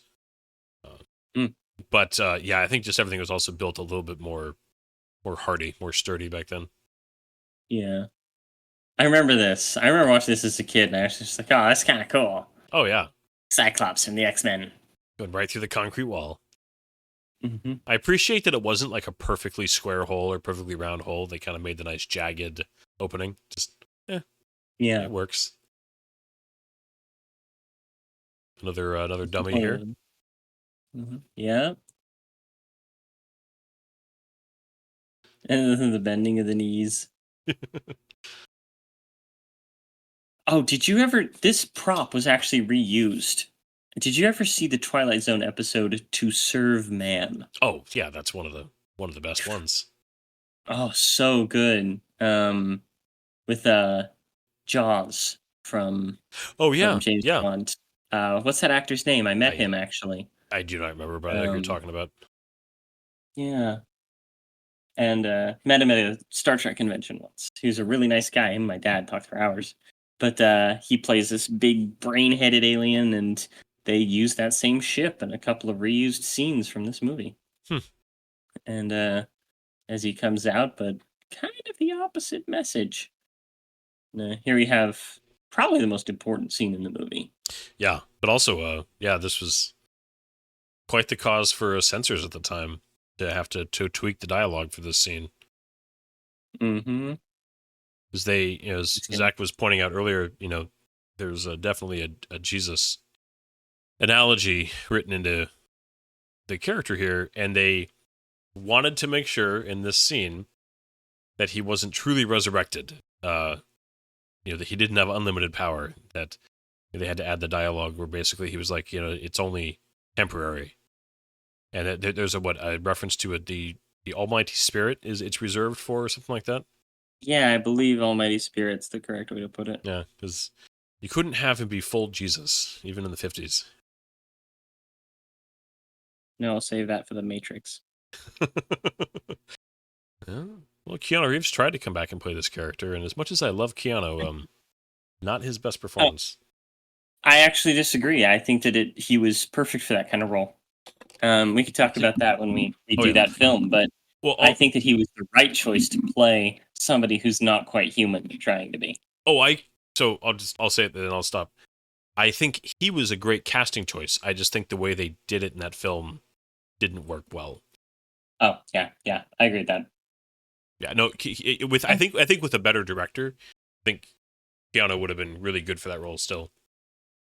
Yeah. All right. All the old 50s movies just kind of hurt the ears after a minute, He's breathing. Nice little goofy error. The blood stain on the shirt and everything like that. There's no hole. Yeah, Yeah, it's the continuity stuff. They hadn't really gotten that stuff down.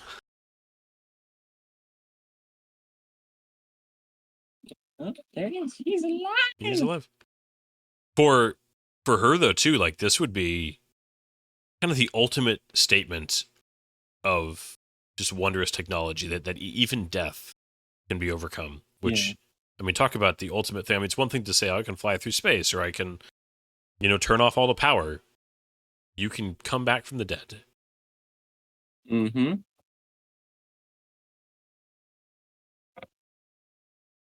Yeah, so this dialogue here.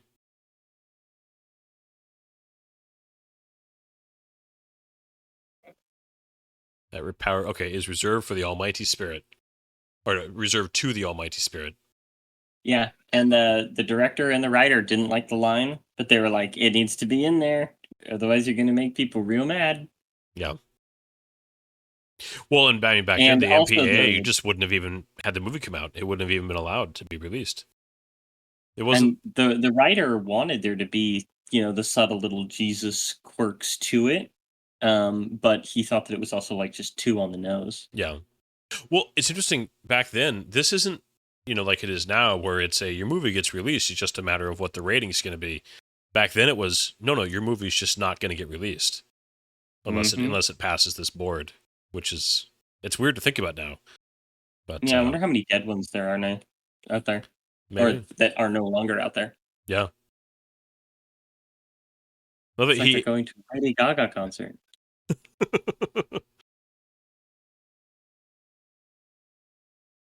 Just gonna casually walk out. I'm all good, everybody. And there's a lady. Just cause. I got my space pajamas back on. This shot right here of him speaking with Gort over his shoulder is such an iconic shot. Oh yeah, very much so. I mean, it was used in Independence Day. Oh yeah, he's hitting the TV. Watching that. Yeah. Mm-hmm. We developed a race of robots, I think is the line that they actually had play. Yeah, that's exactly the one. So this central question here, and I just the main premise that's being just kind of dumped here in exposition, but very well so, is just I love a movie that will end like this and just immediately leave you open to a conversation about what conclusions you would reach based on what's being said here. Because he's describing federation, if you will. Yeah, well, but he's describing a like totalitarian utopia here. But yeah, the ideas behind why that would be a potential solution is really interesting. And I'm not saying that I like that solution at all, but man, the conversation it brings up is worth having. It does. It reminds me very much of a series of books that was called it was a young adult books by a gentleman by the name of Neil Shusterman. It was called The Ark of the Scythe, and one of the main parts of this trilogy of books takes place in a near future type of thing, is that they live in practically a utopia that is governed by an AI that they call the Thunderhead. And it's the same type of thing where they have put the security and good of their world into the hands of an AI that governs them, because they know that humans are fallible. So if they were able to lock this thing into a permanent programming that couldn't be changed, that is able to prove that it can protect them. And it's a scary thought, but then there's also that, could it work? Sorry, I'm like trying to listen to you, but I also just this is a good piece of monologue. It just Oh, you're right. I'm talking about crap over it. I kind of want to stop and listen to it, I know. I'm just like it's well delivered. These reaction shots of the crowd, and just the idea of the choice is simple. Here you go. And he even says things like, we don't claim to achieve perfection. It works for us. But it's also he says, it's not a concern of ours how you run your planet. But if you're going to mess with us or threaten us, we're literally going to destroy your entire planet. It's like the closest you get to kind of classic sci-fi trope of aliens going, we're going to kill all of you, if you do the wrong thing. But So also does that with make, kind of a peaceful, kind of. Go ahead. I was just gonna say, does that make him the bad guy at the end of the day? It's literally get on board or die. Yeah. So It's you're left one of with that those. question. Yeah. Well, and I mean, and the same thing with it's not a solution where people have somehow conquered their worst instincts. They literally have said, we're going to assume that everybody's got the potential and we're just going to make the consequence so bad that nobody considers it. I mean, which is a really interesting solution, while at the same time, being like, I'm all peaceful and do whatever you want, but we're going to kill you all if you don't make the decision we like.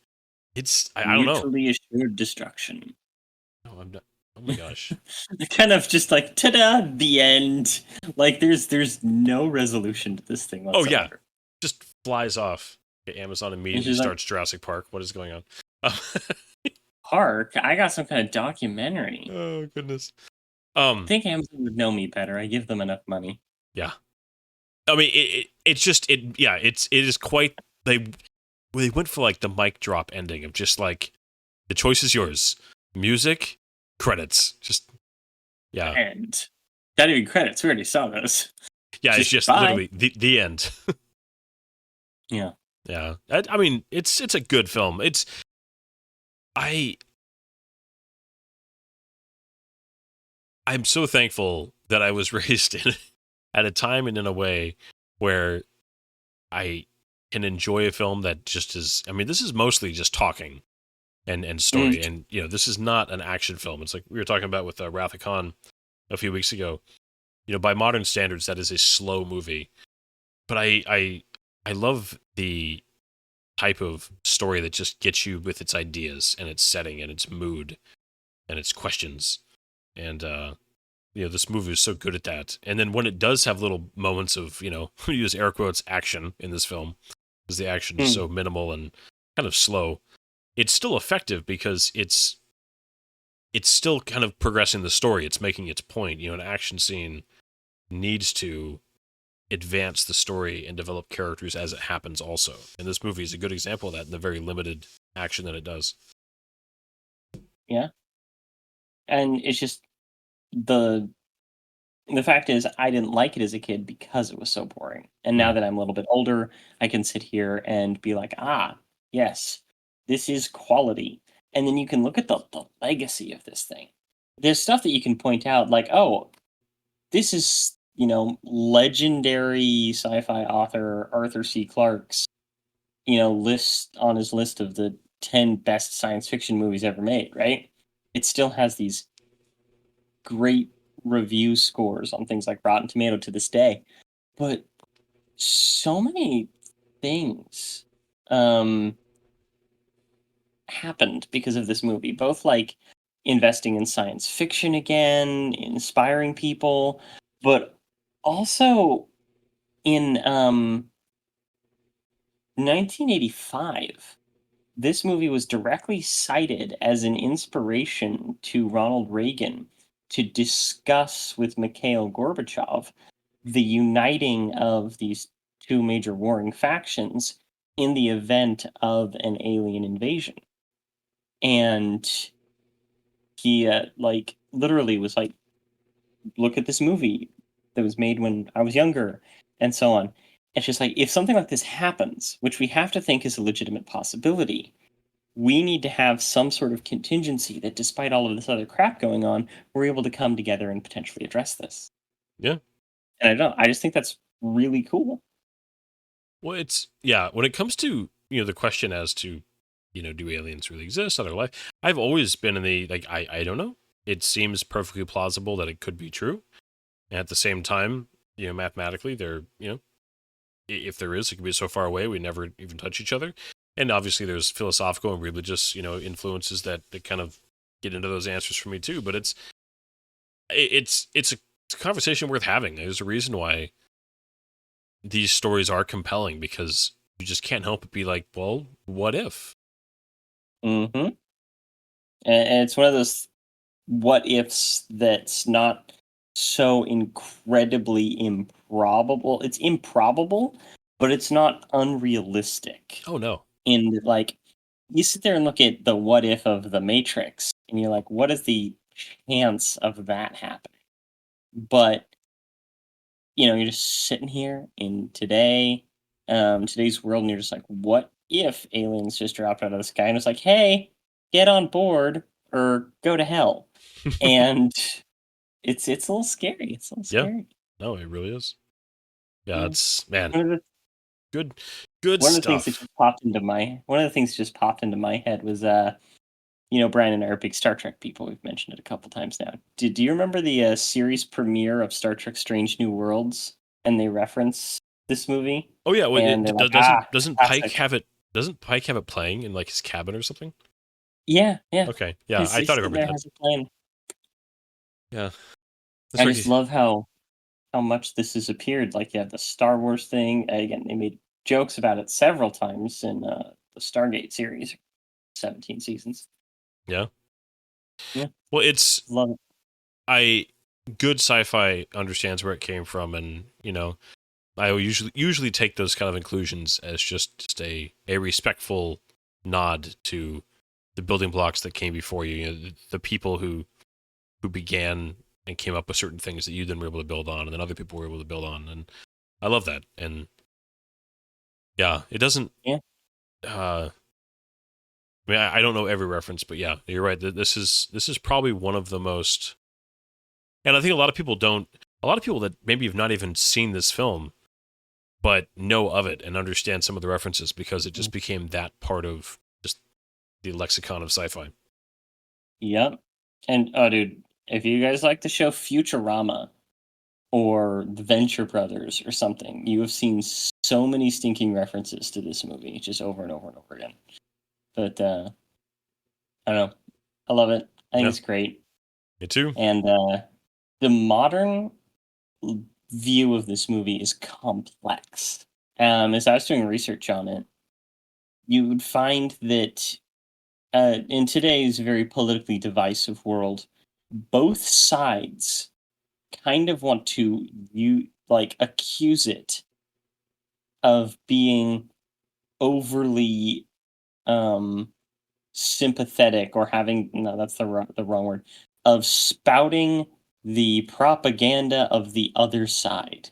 Oh yeah. You were talking before we were recording about how there's so many far right people are just like, oh, it's all woke ideology and stuff, while you then have some people that I found that are on the left just like, oh, it's spouting the great totalitarianism of security and exchanging and freedom and all this stuff. They want like a militaristic cold rule, blah blah blah.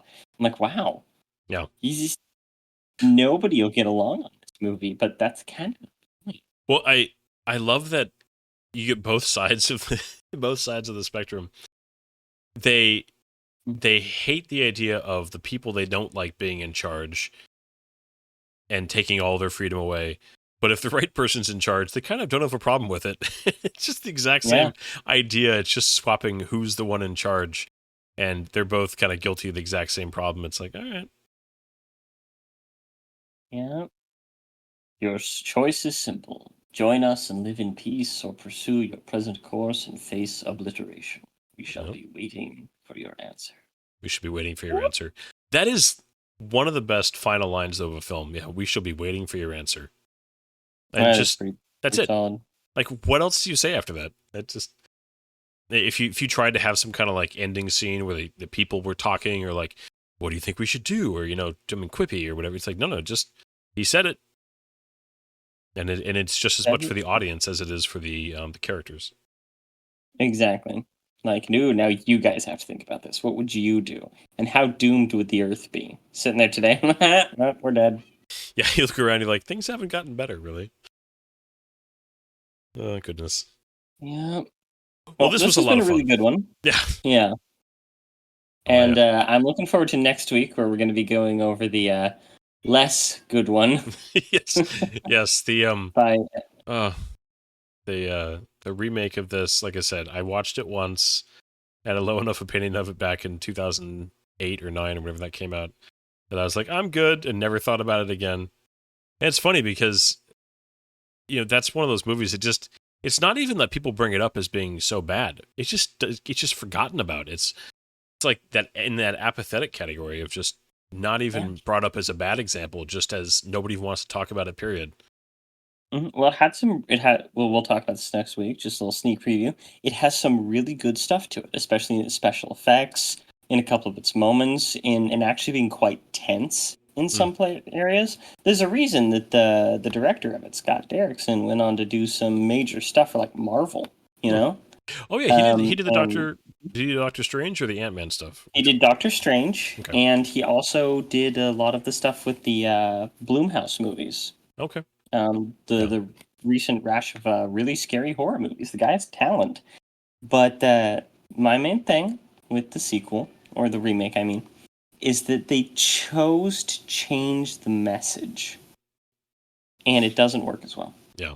No, as much as my memories are almost entirely not liking it, I'm genuinely looking forward to revisiting it because it's been long enough and I'm curious, and and thinking about it in the context of recording this does change things a little bit in a way that I enjoy quite a bit. Yeah. So, well, look forward to that. Hope you guys will all join us for that one also. Any last words, Zach? My last words are, I'm really tired today, so sorry if I was a little bit more low-key on this one, but this movie is old, it looks janky, but it is so important, and I think everybody should watch this one. Not even just like as a science fiction person. I think everyone should watch The Day the Earth Stood Still. It is on the list of movies that people need to watch before they die, and for very good reason. I 100% agree with that. Definitely think that this is one of those just very important films in general. So, well, thank you, everybody. You stuck with us this long. Always enjoy a comment, feedback, any kind. But either way, we just appreciate you hanging out with us and watching these fun films. So we will catch you next time. Good Doors and Corners. Have a good night. Thank you, everybody. Have a good one. Well, if that was a good movie, I'm sure it was fun. And if it wasn't a good movie, it was probably fun for other reasons. Well, that's all for this week, folks. We hope to see you back next week. This has been Doors and Corners, sci-fi and fantasy film commentaries. And we thank you all for listening. There's doors and corners, kid. If you don't clear the room, if you don't come in slow,